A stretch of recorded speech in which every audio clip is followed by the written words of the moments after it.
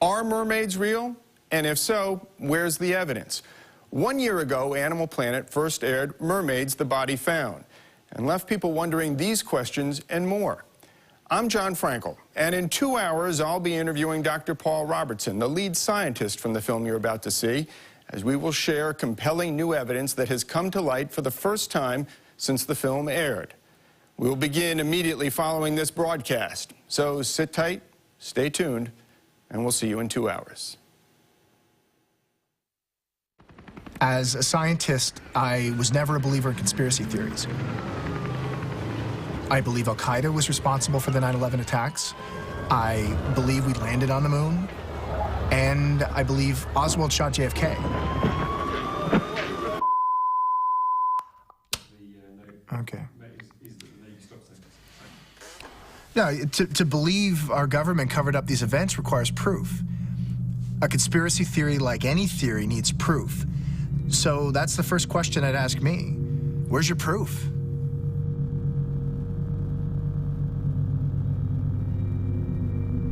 In 1997, scientists from NOAA recorded a sound in the deep Pacific. It's thought to be organic in nature and has never been identified. It's called the bloop. In the early 2000s, it was proved that the Navy beached whales while testing sonar weapons. For years, the Navy denied that they were responsible for these beachings. These are facts. And in some of the incidents, there were reports of something else washing up with the whales. In 2004, 2 boys were the first to arrive on a mass whale beaching in Washington State. They captured it on a cell phone. The boys claim they saw something that day. They claim they saw a body.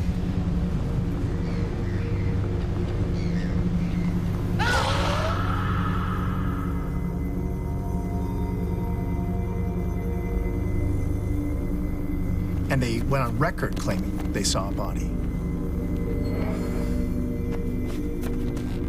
That official record was later changed, and the Navy took the remains of what the boys found. I know this because I was part of the team investigating that beaching and what the Navy did that day. And I believe I know what it is that they took.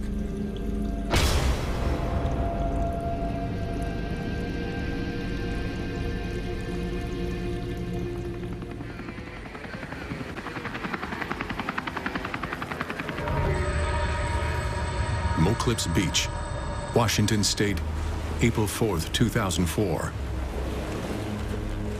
Site of the largest mass whale beaching in United States history.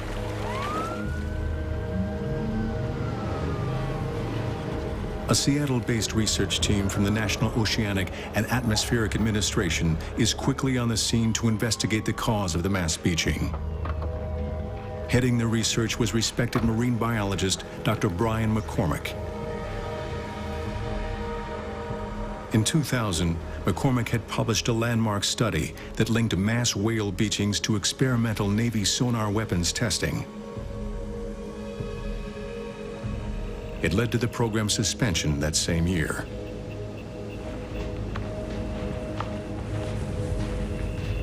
Dr. McCormick and his team suspected that the Navy had begun operating their sonar once more. Now, 2 members of that team have agreed to speak on camera for the first time about what they claim the Navy discovered but has never disclosed. I remember looking out over the dunes, and the scale was incredible. I'd never seen anything like it. My name's Paul Robertson. I was a research assistant with Dr. McCormick, working at NOAA for several years by then. By the time we got there, the wind was so bad that it had driven everyone else off the beach, and a storm was coming in, so it was just us and the Navy. They'd cordoned off a section of beach, and there were guys in hazmat suits. It could have been biologists or medical staff, we weren't sure, but that got our attention. Brian was one of the first scientists to draw a connection between the mass beachings and Navy sonar use. He was the most experienced in these events, but even he had never seen anything like this before. I'm Rebecca Davis. I was a field biologist at NOAA. I was working in the Marine Mammals Division before I joined Dr. McCormick's lab in 1999. Blood was visible coming from the ears of the whales. We had never seen that before, where every whale was bleeding from the ears. This meant that they had all suffered some kind of major internal trauma. We took multiple organ tissue samples, and we were going to study those under the microscope to determine cause of death. We packed up as quickly as we could, but Brian wouldn't leave. He wanted to get as many samples as he could because he wanted to know what the Navy was doing out there. After the Navy left, we went down to where they'd been working, and none of the animals had been cut open. They hadn't been autopsied. We had no idea what they would be doing down there.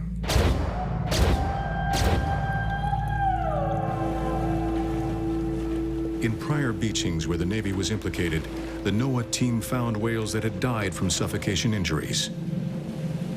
It is believed the loud sound of the Navy's sonar scared the whales into the shallows where they stranded themselves. Without water to support their massive weight, the whales' internal organs collapsed, slowly suffocating them. That's what the NOAA team expected to find in the autopsy remains. Signs of internal organ collapse. They found something else instead. When we looked at the samples, we expected to see evidence of trauma. The bleeding from the ears indicated as much. What we were not prepared for was the extent. The internal organs hadn't collapsed. What we were seeing was consistent with blunt force trauma. There were circular lesions on the samples, clear evidence of damage, and these were in every sample that we'd taken. Brian had an immediate theory: infrasound. Very powerful, ultra-low frequency sound waves that could theoretically be weaponized and potentially be used to devastating effect. They would slam into living tissue with incredible speed and incredible force. Those slides showed evidence of catastrophic impact injury that we believed was caused by a new kind of Navy sonar, a sonic blast that did more than just scare whales into the shallows. This sonar seemed to kill them. Well, Brian realized that we didn't need the tissue to test our theory. We have, NOAA has these arrays that record audio, marine life, seismic activity, and one of these buoys was very close by. So we know it was likely that we had recorded the whole event.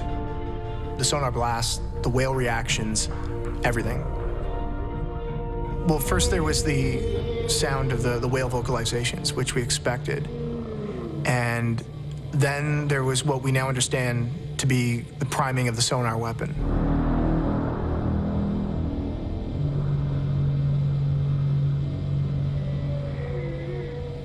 And then there was a moment of silence, and this proved to be the calm before the storm, because then it was bam.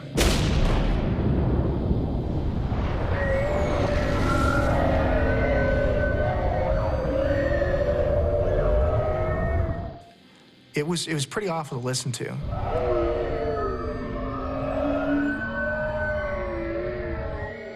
Brian was so preoccupied with cataloging this sonic blast that he almost missed what else was there.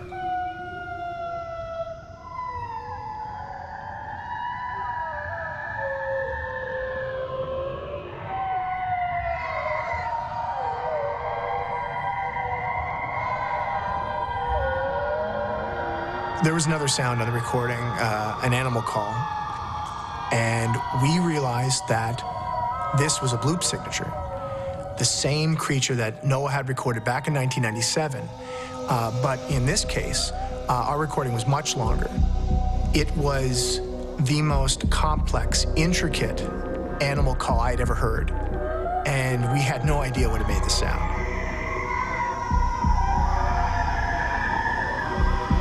All we knew was that a creature that had only been heard once in human history had just resurfaced.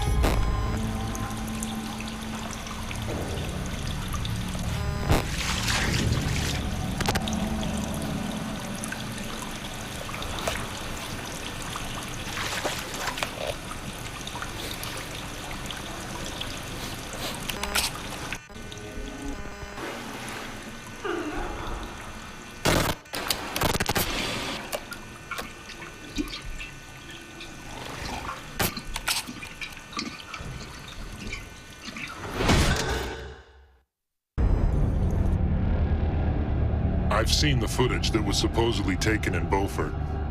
I don't know if that particular video is real or not. It doesn't really matter. The Navy keeps a tight grip on all classified information, but even they've come to realize that no matter what they do to prevent it, there will be occasional leaks.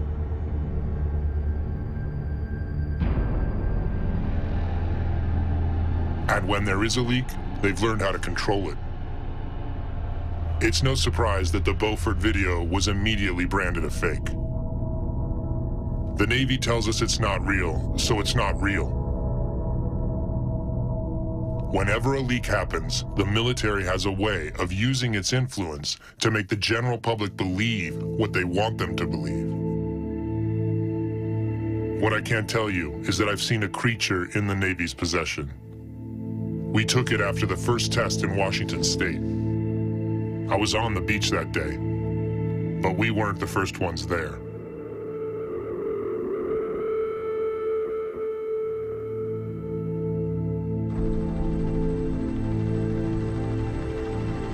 In the months following the stranding in Washington State, the NOAA team responded to a sharp increase in mass beachings along both American coasts.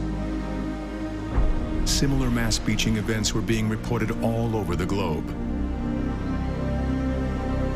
Rescuers are racing against the clock, trying to save nearly 200 pilot whales that beached themselves in southern Australia Monday. 6 bottlenose dolphins also beached themselves, something scientists say is very uncommon. This is the 4th incident of its kind in recent months in the same part of southern Australia, and scientists really don't know why it's happening. This was happening all over the world. So now we're following beachings elsewhere. We alerted marine agencies to what we discovered with the sonar blasts. And we begin hearing about other things. Reports of bodies washing up with the whales. Rumors of something else washing up with them. And in every case, there was always authorities on hand to control the scene. But at the time, we just wanted to stop the beachings from ever happening again. In some of these events, not only were there reports of bodies being found, but something else. These had been reported before. Not bodies, but spears. For years, deep-sea fishermen all over the world have found them. Found them in fish, caught in the open ocean. German news archives contain an interview with a fisherman who had his own experience with this strange phenomenon. Mein Name ist Hans Bauer. Ich bin im Hafen von Sutridge aufgewachsen. Ich bin schon ein Fischer mein ganzes Leben. In den 70er Jahren aus Bremerhaven haben wir Kabeljau und Stockfisch aus der Baltischen geholt. Wo wir am Aufwachsen waren, haben wir öfter so Geschichten gehört, komische Geschichten, auf was Leute in Fischen gefunden haben. Ne? Bloß, ich kam nicht daran. Ne? Ich musste warten, bis ich wirklich auf Tiefwasser in dem Bernhole war. Und da haben wir gefischt und da wurde ich plötzlich selbstbewusst darauf. Da haben wir gesehen, tote Fische. Fische mit Speeren in den Seiten. Hä? Davon habe ich schon viele gesehen. Auf einen Trip habe ich meine Kamera mitgebracht. Ich wollte Fotografien machen vom Walfischen für meinen Sohn. Auf denselben Trip, wo wir die Netze da rausbrachten. In einem Netz, da war was, hat sich so komisch bewegt und als wenn es so rausklettern wollte. Und ich bin ganz schnell gegangen, ich habe meine Kamera geholt und ich habe das Bild genommen. Ich glaube, hier ist was die Speere macht. Ich glaube, wir stören hier jemands Fischgebiet. We petitioned the Department of Defense for information, and we sought injunctions against the Navy, but it didn't get us anywhere. The Navy claimed that they were merely studying the anomalies, that they weren't the cause of them. We continued to build profiles of these events, and we went over the one thing we did have, which was the recording. We listened to and analyzed this recording I don't know how many times, and we made comparisons with whales and dolphins. But this thing, to our ears, sounded much more intricate, much more advanced. And we thought we had a reasonable chance to crack the code, but it was still beyond us. We needed help. My name is Dr. Rodney Webster. I'm currently at the University of South Florida. I specialize in animal communications. I focus mainly on the field of cetacean vocalizations, dolphins and whales. A lot of what I do in my work is I search for signifiers, which are, particular sounds to which you can attach a meaning or a mood. You and I would refer to them as words. So they're words for dolphins. What's so interesting about the 2004 recording is that I could identify literally hundreds of signifiers and arrange these into recognizable patterns. We had not gathered this kind of information in the previous 30 years of studying dolphins and whales. But that wasn't all that Dr. Webster found in their recording. I noticed that there were some pitch changes in the bloop at certain parts of the recording. So I ran a spectrogram analysis of the data and in the frequencies that were above the range of human hearing. And this is what I found. This is it at original speed, with the whale sounds removed. I then slowed the recording down into the range of human hearing. Here it is at 1/3 of its original speed.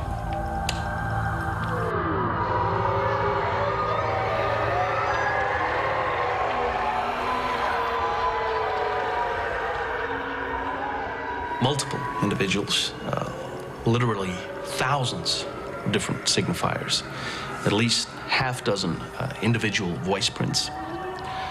So what you see here is language. They're talking to one another.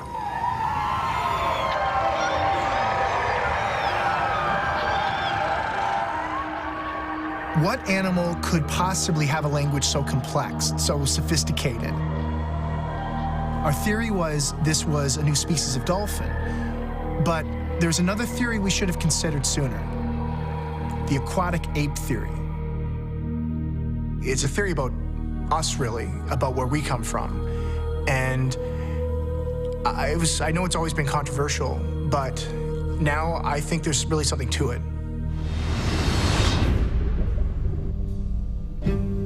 Why are we so different from other terrestrial animals?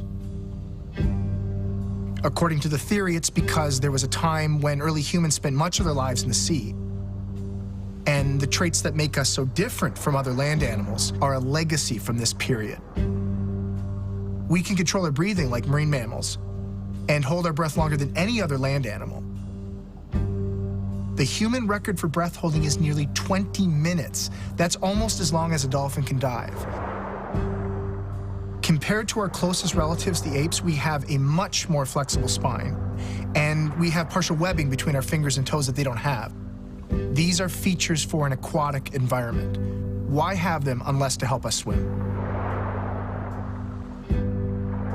And human babies hold their breath underwater automatically. They instinctively know how to swim, whereas a baby chimp or gorilla would drown. And unlike other apes, we shed our hair. Hair creates drag in water. And we have a thick layer of insulating fat that keeps us warm in water. The only other animals born with as thick a fat layer are exclusively marine mammals. Some humans are so well adapted for life underwater that they still hunt at the bottom of the sea, walking across the ocean floor. The Moken people of Southeast Asia can contract their pupils at will to control for water distortion. They actually see underwater as clearly as if they were wearing a mask. And in some places in the world, humans are still so proficient in the water that they can catch fish without hooks or nets. All these adaptations for life in the water, but we lack adaptations that are commonplace in other land animals. We shed salty tears and sweat. Salt and water are valuable resources. Other land animals have efficient ways of conserving them. We don't. Why? Because part of our evolution took place in the sea. Now, this is all theoretical, but the land-to-sea transition has happened before. It's documented science. Orcas have evolved from a wolf-like ancestor millions of years ago, and there are more recent examples. 150,000 years ago, a fractional amount of evolutionary time, a group of brown bears split from the rest of their line. They evolved into a new species. They became polar bears. Polar bears are capable of holding their breath for minutes at a time underwater. They've even developed webbing in their front paws to help them swim. They are currently, before our eyes, evolving into marine mammals. And if this is happening to polar bears now, why couldn't this have happened to the human line at some point in our evolution? Could we be descended from a group of apes that were once becoming marine mammals?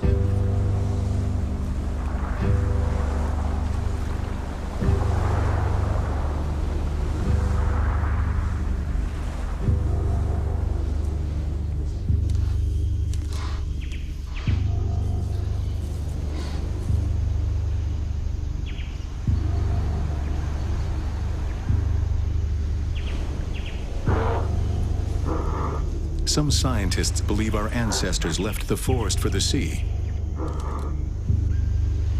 But what pulled them here? What drew them to the water's edge?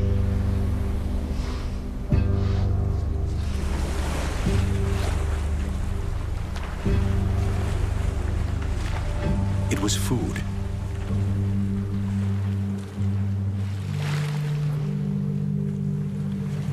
It is even thought our ability to walk fully upright first evolved here, wading in the shallows where food was easily found.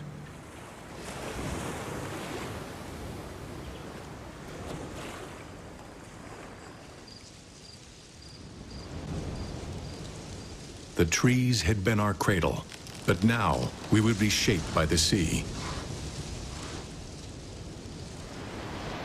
Over time, more human ancestors collected along the shoreline. It is even thought that this is where our advanced intelligence began to develop. Brain-building nutrients like iodine and fatty acids were abundant in the crustaceans and shellfish that could be gathered here. We were beginning to change, and so was the environment.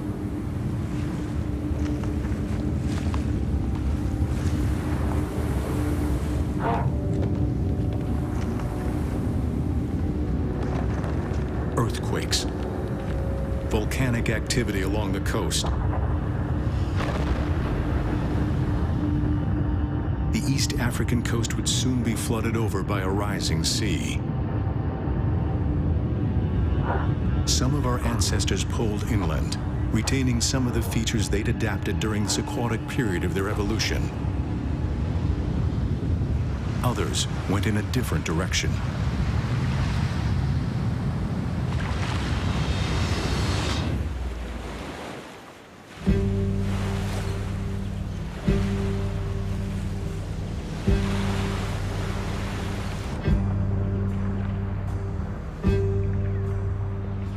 If our distant ancestors spent time living in the sea, is it possible that one group split off from the rest?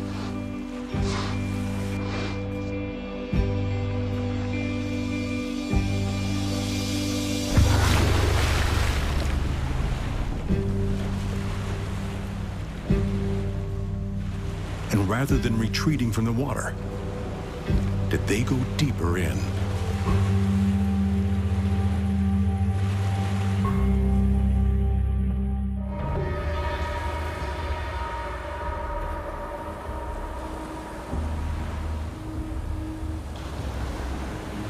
We detailed every stranding that followed the Washington State event, trying to establish a pattern of naval involvement.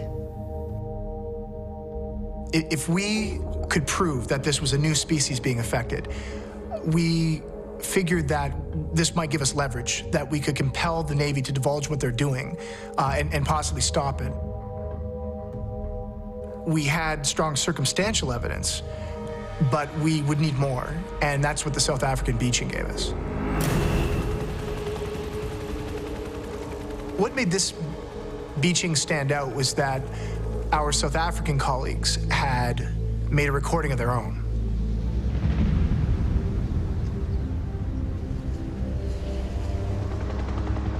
Well, we of course had heard of the work of Dr. McCormick. We'd heard the reports linking large-scale beachings to sonic events. And we'd also heard the rumors that such an event may have affected a species as yet unidentified to science. And of course, we'd heard of the bloop recording. My name is Dr. Gavin Dittmar. I am the head of acoustic research at the Marine Biology Research Center at the University of Cape Town. We had an underwater array just about a kilometer off the tip of Cape Town. And this was part of a research program to monitor whale populations at certain times of the year. That's why we contacted Dr. McCormick. We now believed that we had found the same thing.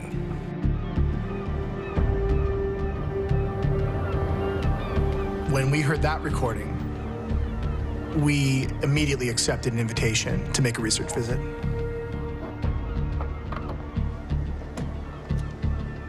We arrived about 40 hours after the event. And again, we weren't the first. Other official investigators had already come and gone.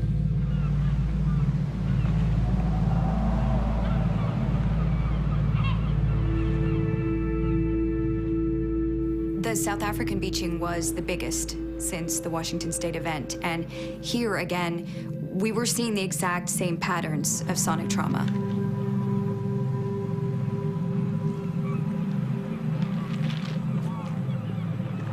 What was different in South Africa was the recording itself. Here we had another bloop signature, the same mystery creature that we had recorded. We had the same low-frequency sonic blast. But here, it was what happened before the blast that was revealing. Here was a bloop call similar to the one we recorded. It was obviously the same kind of creature. And this time, there was dolphin chatter on the recording. Not surprising, dolphins are in these waters and they get stranded in these events as well. But here there was communication, back and forth communication between our bloop creatures and the dolphins, which made us think, is it a dolphin? Is it some new species of dolphin? And from that point on, that's what we thought we were looking for. To that point, we only had acoustic evidence. But physical evidence, that was the breakthrough that Dr. Dittmar gave us.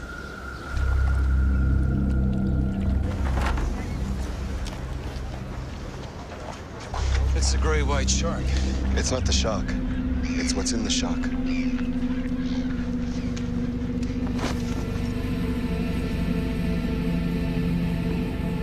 It was a mess, and it smelled pretty terrible.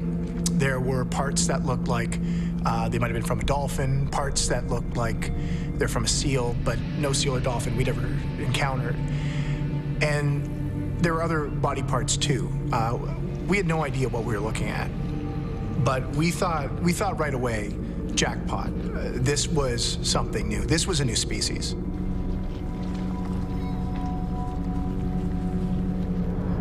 There were puncture marks around the shark's gills and mouth, and I initially thought these might have been injuries sustained when it was gaffed to the side of the boat.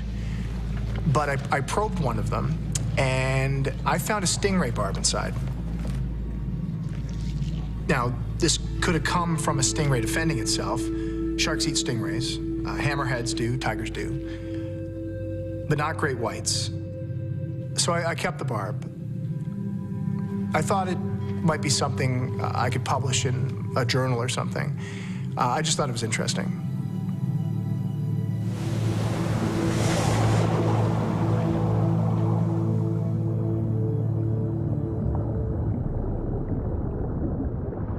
A million years after entering the sea, the aquatic apes would now be better adapted to their new world.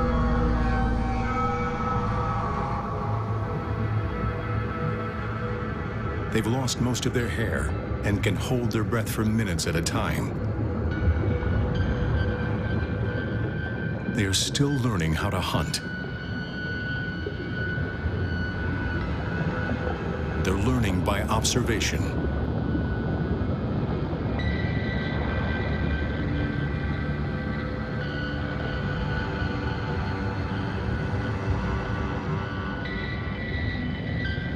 Unexpectedly, the dolphins scatter.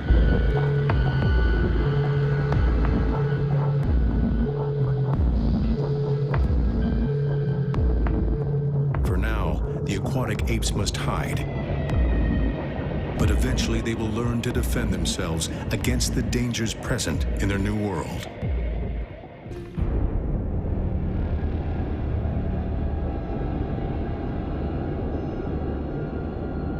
The first time the weapon was tested off the coast of Washington, it was a disaster. We were caught off guard completely by the aftermath. The beach hadn't been secured. It was left wide open to anyone who passed by that morning. Those boys happened to be in the right place at the wrong time. At first, it looked like they were going to be a problem. They refused to recant their initial statement about what they saw. Finally, we convinced one of the boys' mothers that they hadn't seen what they thought they'd seen. People usually don't want any trouble when the military is involved. The mother was smart enough to make the boys change their statements. We kept surveillance on the boys, but they weren't telling their story to anyone. They kept quiet about the entire event.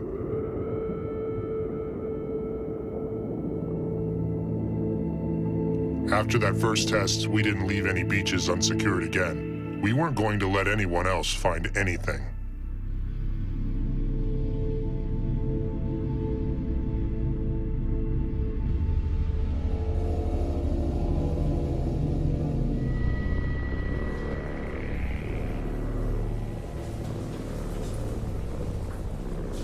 We got the body back to the lab, and the condition of the remains was poor.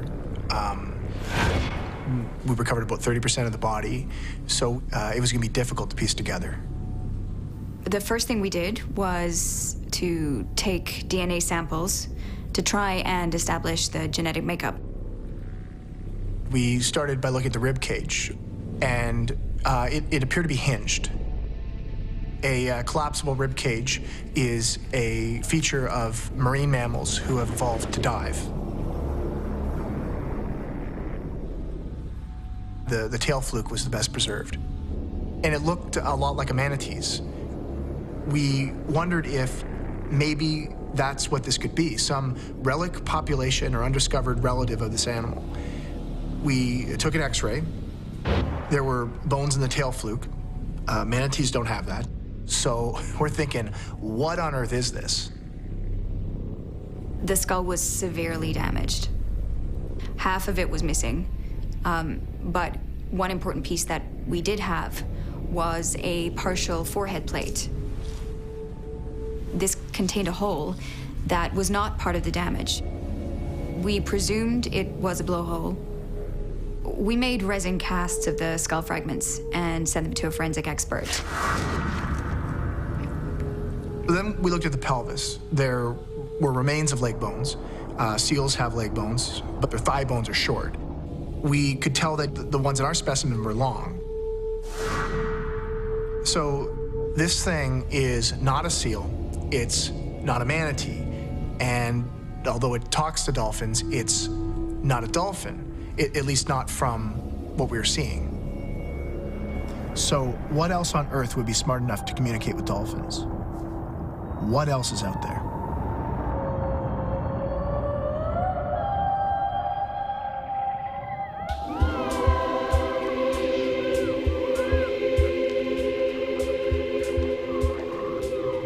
A creature that once hid in shadows now swims in open sea.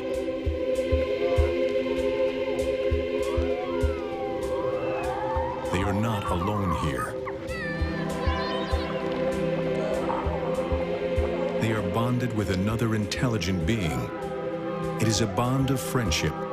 For now, they play together. In time, they will hunt together.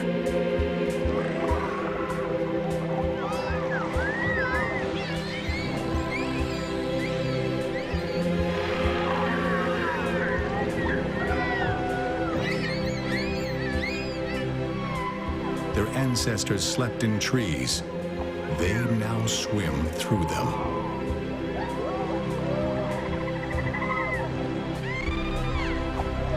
Soon, their transition would be complete. Like the dolphins, they would belong to the sea.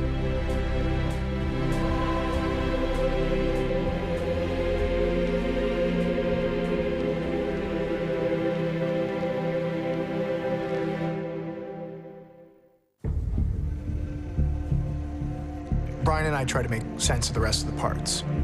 We had found a bone. It wasn't part of this animal. It had markings along it, and at the top it had a little notch carved out. We had no idea what to make of this, so we set it aside for further study. So I started working on the phalanges.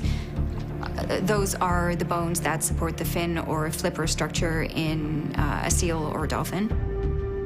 It was clear that these bones couldn't be configured into either of those arrangements. We found something else. This animal had been affected by the naval sonar. The NOAA team was now certain the Navy was not only affecting whales with their tests, they were also affecting a new species. The creature's physiology gave deeper insights into its behavior. Although it was damaged in the shark attack, they discovered a large spleen. Large spleens are common features to marine mammals. It stores oxygen during deep dives. It's like having a built-in scuba tank inside them. The only reason to have this adaptation is to dive deep, to hunt for food.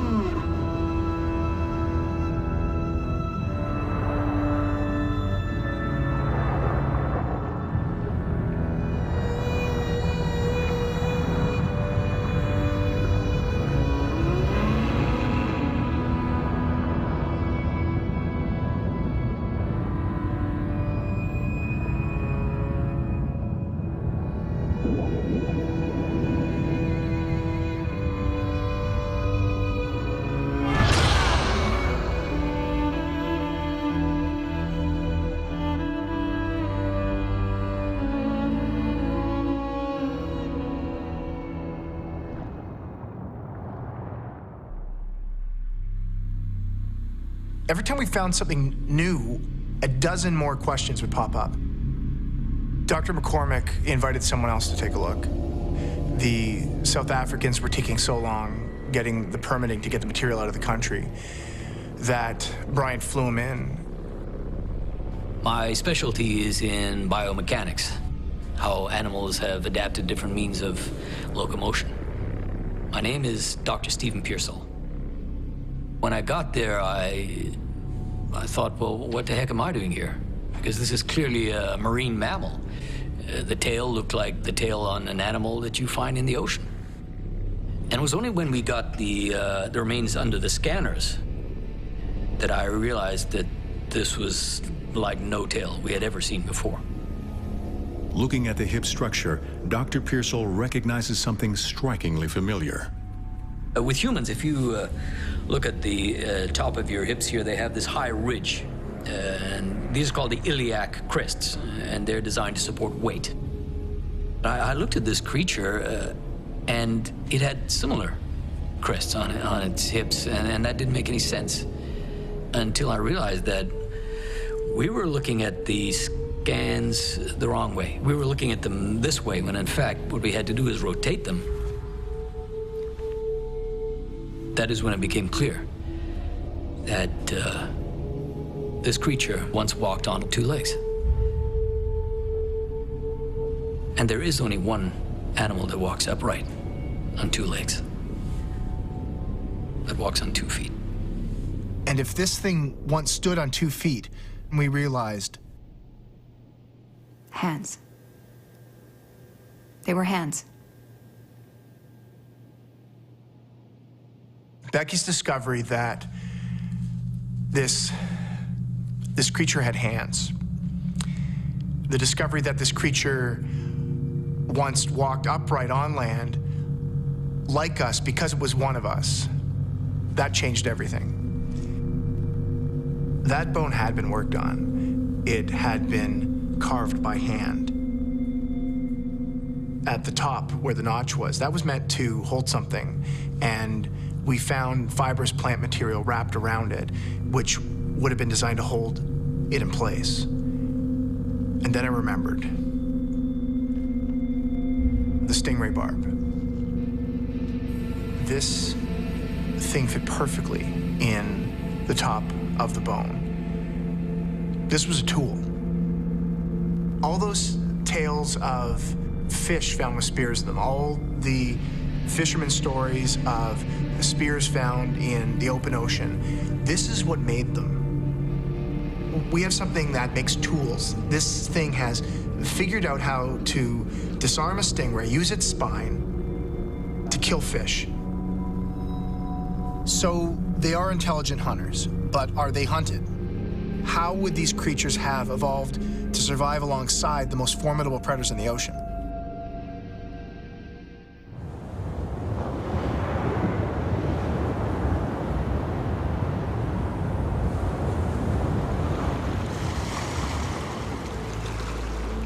Land, covered in glaciers. Land must seem a cold and foreign place to them now.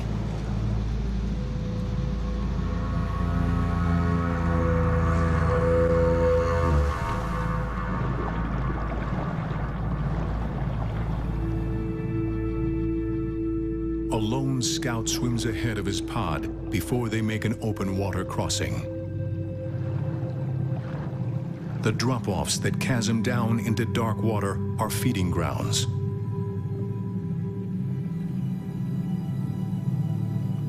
Whales gather here.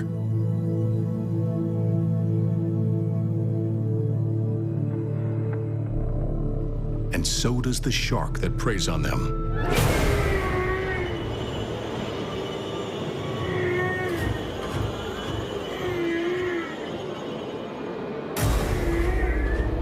Megalodon, a shark as big as a whale, a shark that ate whales. 1.5 million years ago, the creatures would have confronted the greatest monster to ever rule the seas.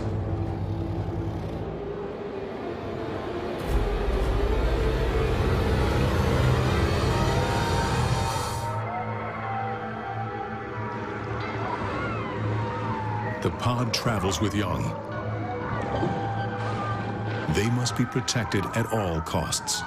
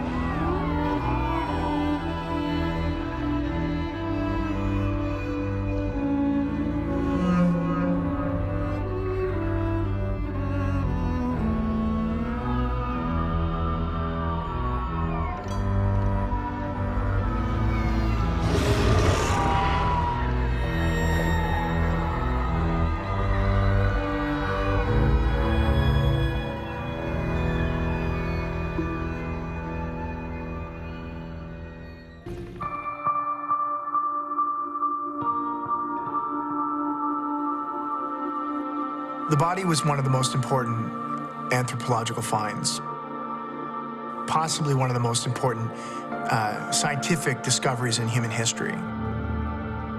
This was an intelligent toolmaker with grasping hands, evolved from a primate ancestor, one that walked upright on land like us. If this creature is part of the human family tree, how human is it? I remember on the drive out to see the complete skull mold, I remember thinking how perfect it was. Here we were driving through some of the very land where our oldest ancestors have been discovered. And now we were about to meet a new one. Only this wasn't an ancestor. This was somebody still out there.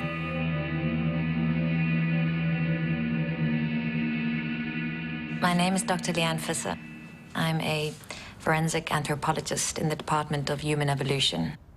I reconstruct the appearance of an individual based on fragments of skull and other bones. A few characteristics immediately stood out. The skull had very large orbits, bigger than any fossil or modern human that I'd ever reconstructed. The eyes would be quite big, and large eyes are found in animals operating in low light. The next thing I noticed was evidence of a skull ridge. Such skull crests are found in some of our relatives, but not in modern humans. Apes have them, and they're also found in some of our early ancestors.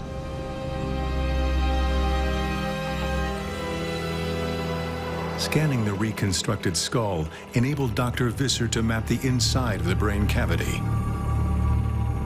She discovered that the parts which in humans correspond to sound interpretation were greatly enlarged. The opening on the frontal skull fragment was connected to an extensive series of sinus cavities. The shape and features of the skull revealed to us just how elaborate the creature's acoustic capacities really were. The concave shape in the front of the skull indicated that it had a melon, a specialized mass of fatty tissue that enables dolphins and other whales to echolocate. It wasn't a blowhole. This wasn't used for breathing. It was used to channel sound. The skull reconstruction proved it could do this, that this creature could echolocate. This was the creature that had made the sound. The calls had never been identified.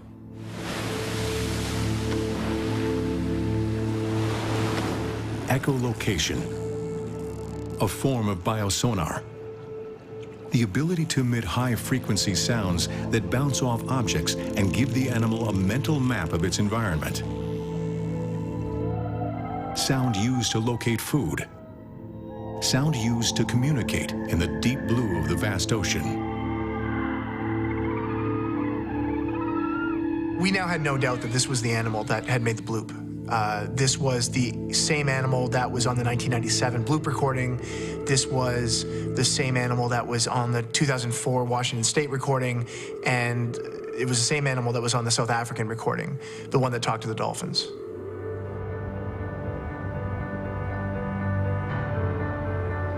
The creatures in the dolphins call to one another. Call one another to the hunt. The sardine run. Almost every predator in the ocean will converge on a miles-long caravan of migrating fish, but only two will work together.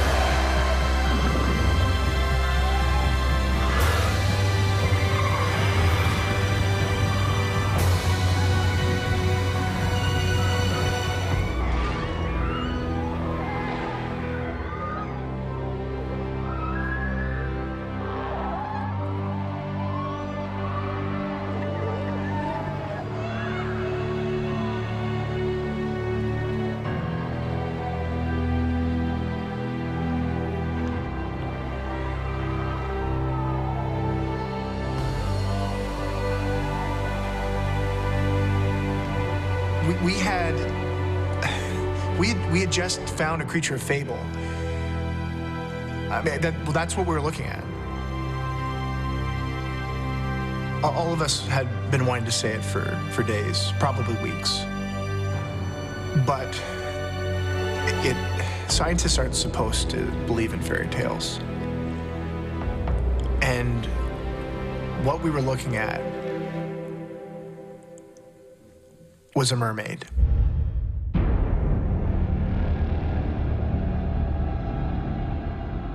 If the Beaufort footage is real, then it's not the one we took off the beach in Washington.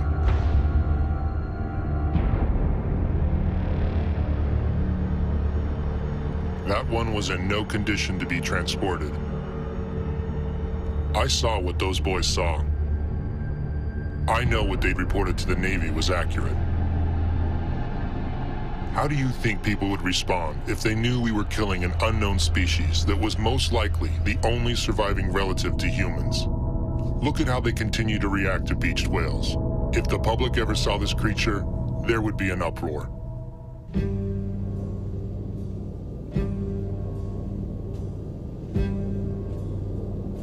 So I asked myself, how could this thing stay hidden so long? Then you realize that the surface of the moon has been explored more than the deep oceans. And you look at the fact that even to this day, there are still large animals being discovered. There have been 2 new species of whales discovered in just the past decade. These are 30-foot, 40-foot long animals that have never been seen before, never been recorded. Giant animals found for the first time ever in just the past 10 years. So yeah, it's possible. It's still possible to stay hidden. But of course, this animal we found had been recorded before. We have no record, we have no scientific record of them, but there's another record. We know them. We've known them all along.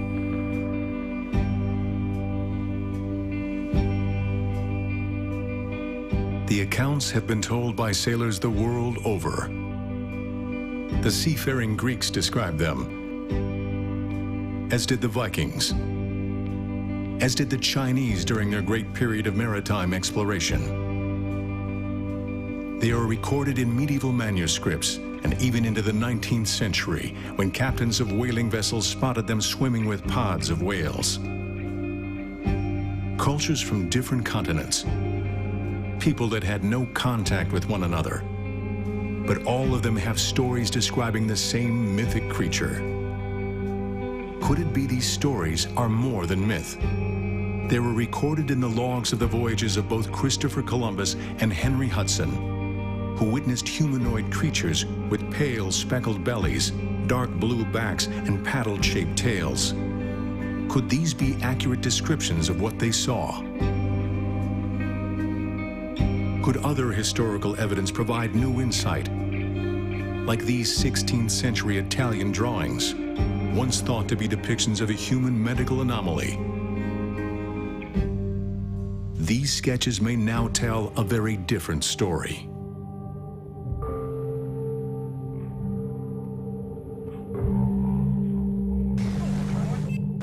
Even today, accounts still emerge, like this hastily shot video captured in 2005 off the Adriatic coast.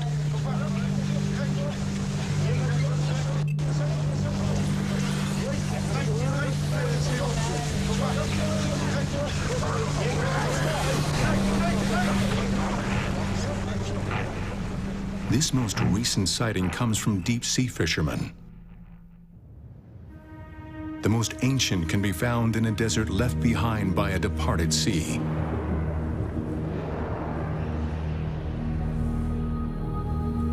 These sandstone caves once looked out over a tidal bay some 30,000 years ago.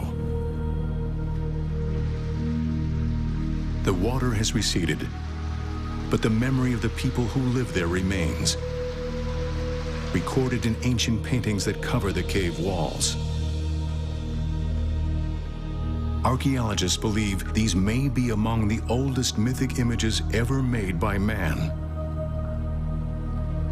Are they the projected dreams of early fishermen, imagining themselves with tails, swimming out to catch fish with spears and nets? Or are they something else?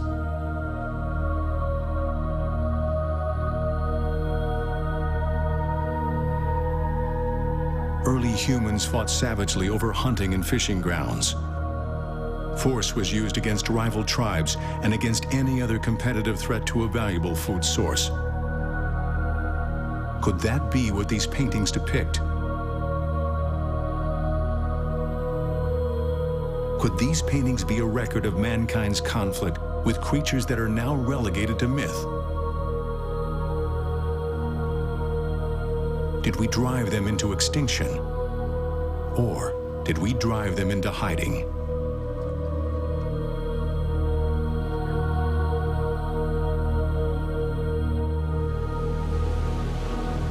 If they persisted, if they survived, they must have hidden somewhere. But where?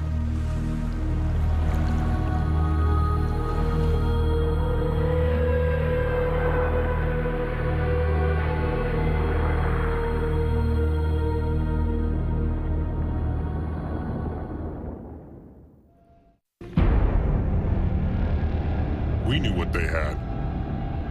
We knew what they had before they knew what they had. We'd been trailing McCormick's NOAA team since 2004. We followed them to South Africa. We knew what they found was the same species we'd taken off that beach.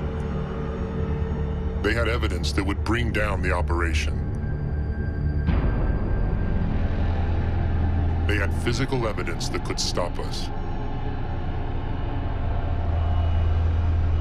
Do you think we were going to let that happen? But they were advancing our research, so we let them continue for a while. By that point, we had concluded in South Africa, and we were preparing the evidence to travel back to the States. But the permitting, once again, The South Africans were being difficult about getting permits to get the evidence out of the country. We should have known at that point what was going to happen. It's hard to remember it all now. It's hard to remember how excited we were. But the reason I've agreed to do this is because I think it'll help. Becky and I believe that. Brian, however, is a bit more cynical. I think he doesn't have that kind of faith. And I don't blame him, certainly not after what happened.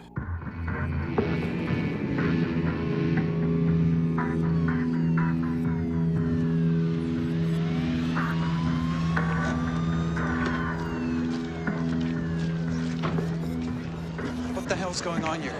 Where did you get this from? I tried to restrain Brian. Then after that, I tried to pick him up for weeks, but he was just devastated. We all were. The police confiscated everything. All the lab tests, all of the files, the skull reconstruction we'd brought back. And they took the body.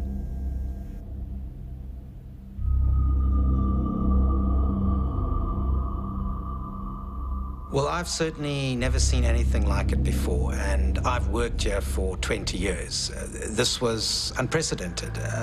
This was not some normal police raid. This was a slick operation. They came early in the morning when they knew no one would be around. They had all the right documentation. Confiscation of a discovery of national importance. I mean, I've never heard of that before. We knew who did it. I mean, we all know who is really behind it. The tests, the sonar tests. We prove this, and they have to stop the testing.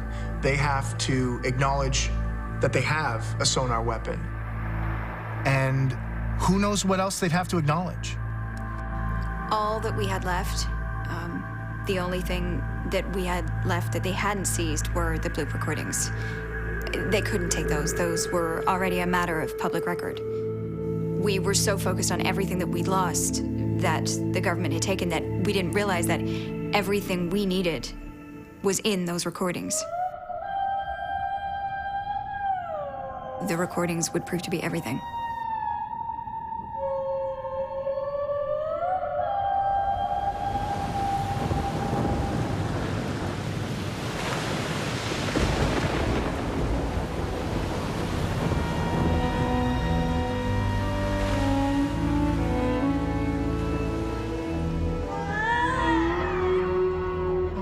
A shallow coastal lagoon in the southern hemisphere, where the creatures retreat to warm, protected waters, where a species in decline still clings on.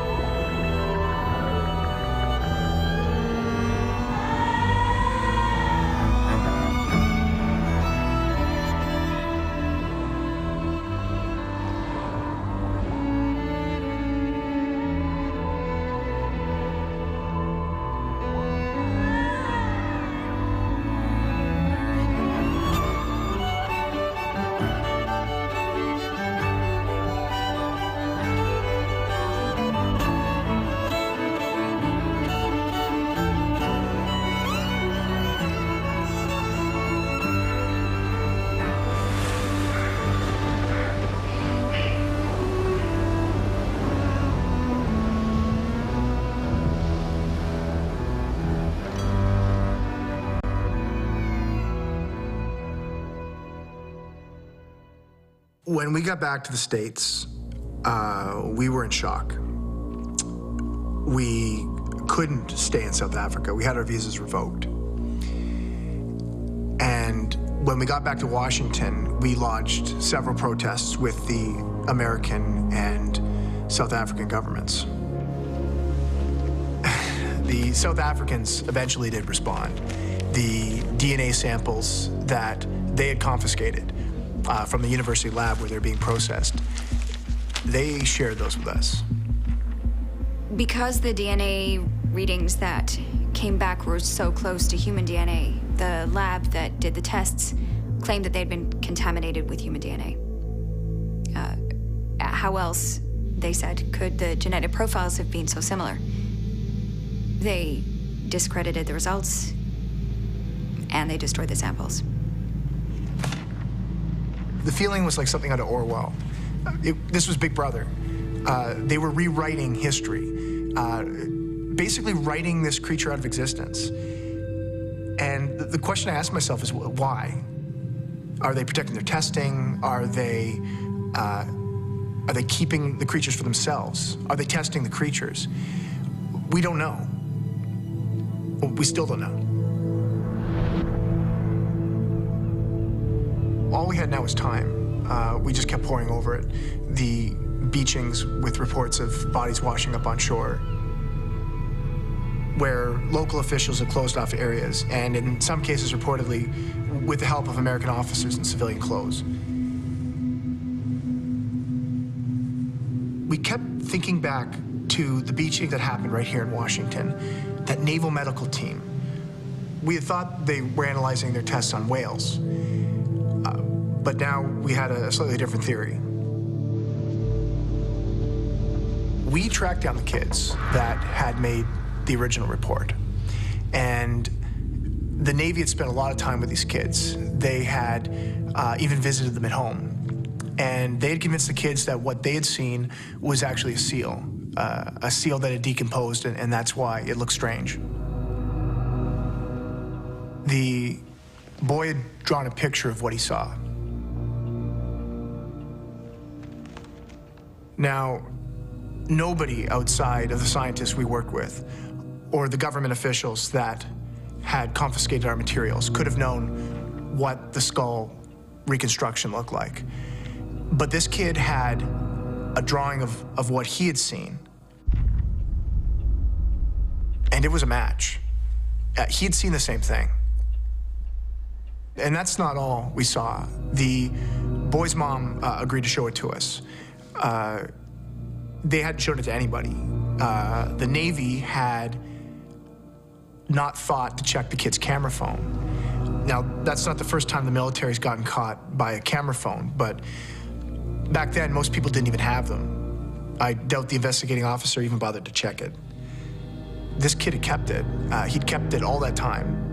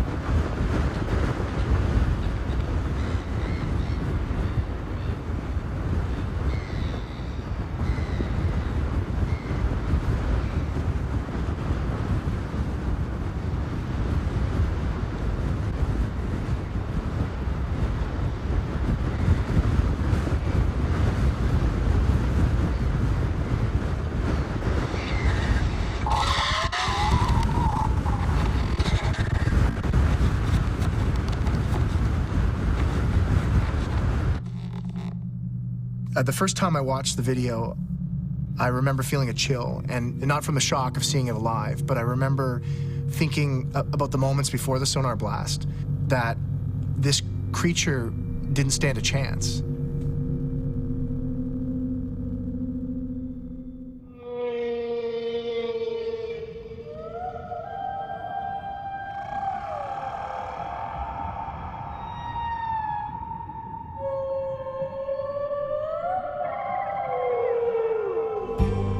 The mermaids travel with whales.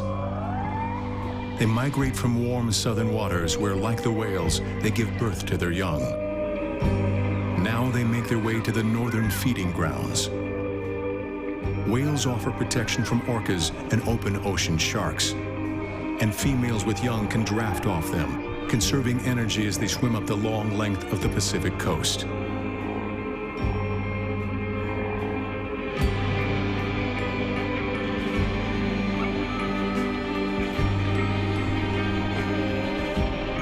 The deep ocean has been their last hiding place. But now, even here, there's no refuge. And whales cannot protect them from the new threats that are gathering. They swim through a stretch of water in the Pacific Northwest. U.S. Navy ships were also there that day. What happened to them next was captured on NOAA audio recordings.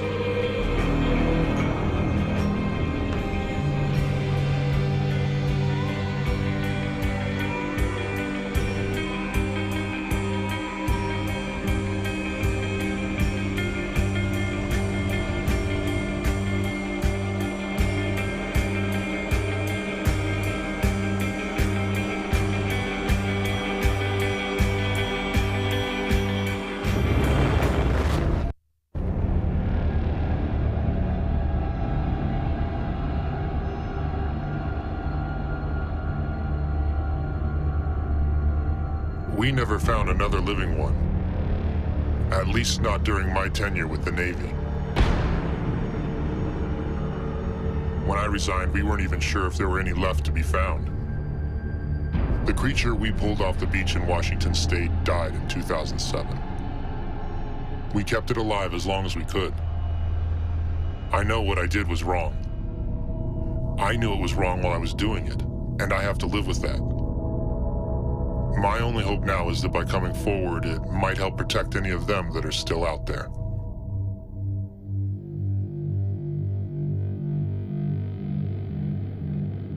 We knew that they were washing up with the whales.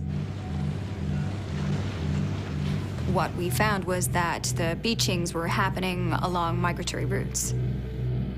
They didn't just associate with the whales. They migrated with them. We were going to try to make contact.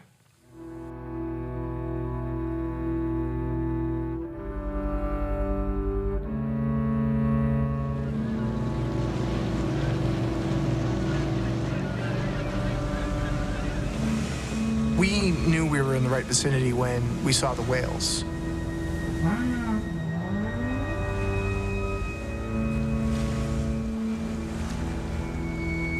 And we started the recording, and we waited to see if there was anything out there.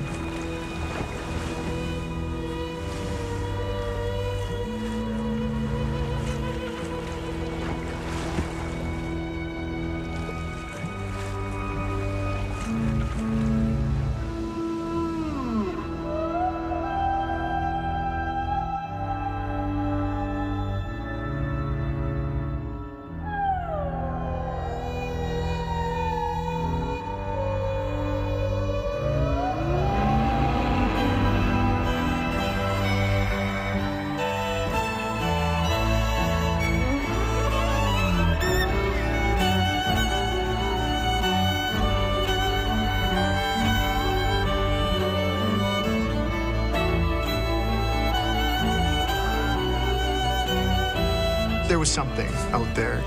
Brian was certain he saw something. And I'm pretty sure I saw something too.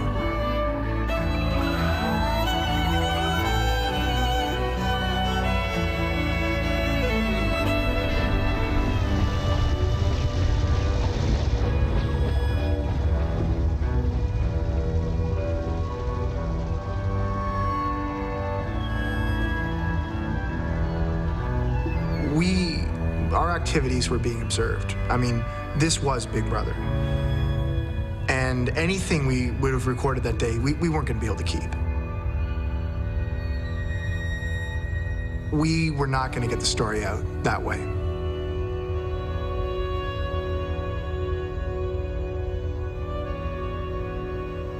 Brian was the first to leave the agency. Paul and I left NOAA not long after that. I haven't spoken to Brian since he left. I believe he thinks that the only way to save them is to find them. But I don't think that anymore.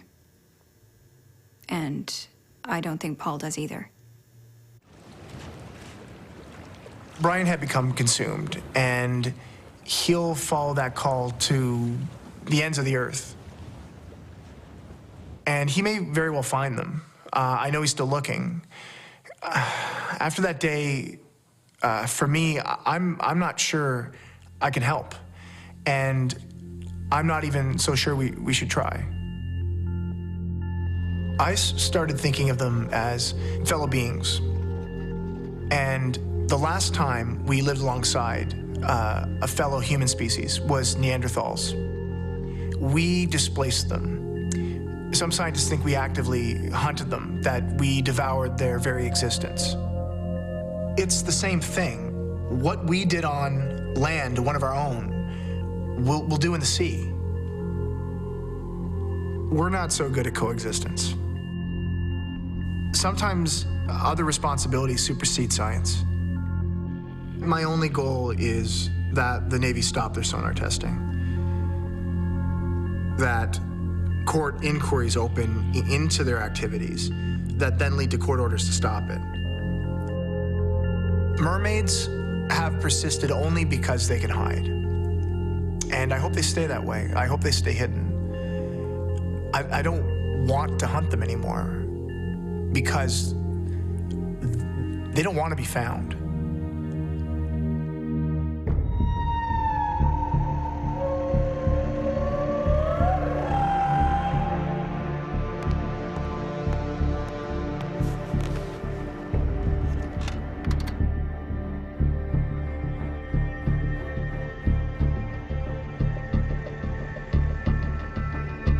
I was only asked to analyze the pelvic and leg section of the find. I never saw the rest of it. All I can tell you is that this was not the result of some strange bone disease or any deformity. What this creature was, I don't know. All I can tell you is that I know where it came from. There's absolutely no question in my mind about where it came from. The bones that we scanned were absolutely of hominid origin. This was a creature with which we shared a common ancestry. We're both descended from the same line. Look, what I saw on the dock that day, I've never seen anything like that before in my life. I have spent my whole life by the sea. I've spent my life in study of the sea. And I've never seen a creature like that before. This was a creature that was new to science. I play these recordings again and again in my mind. The first one from Washington State, the second one from South Africa, trying to figure it out. And I can't. I don't know what they are. I don't know what they're saying. You know, I've never heard anything like it. The only creature with this level of linguistic complexity that I've heard is human beings. It's us. Like I said before, making a reconstruction is like building a jigsaw. The pieces have to fit if the picture is going to make sense, biological sense. Even if one piece doesn't fit, the reconstruction, it doesn't work. In my opinion, the molds that were sent to me were taken from a genuine find. These were genuine molds. This was a real animal. Call it what you like. Well, forget what we're claiming. Forget the recordings that remain. Forget the sworn affidavits from other scientists. And forget our own cultural references of mermaids. There is another culture that remembers them. Nature doesn't lie, so look to nature. There are a few places left on Earth where wild dolphins will hunt with fishermen. They'll actually help humans catch fish. This happens in Brazil, in coastal West Africa, in Southeast Asia.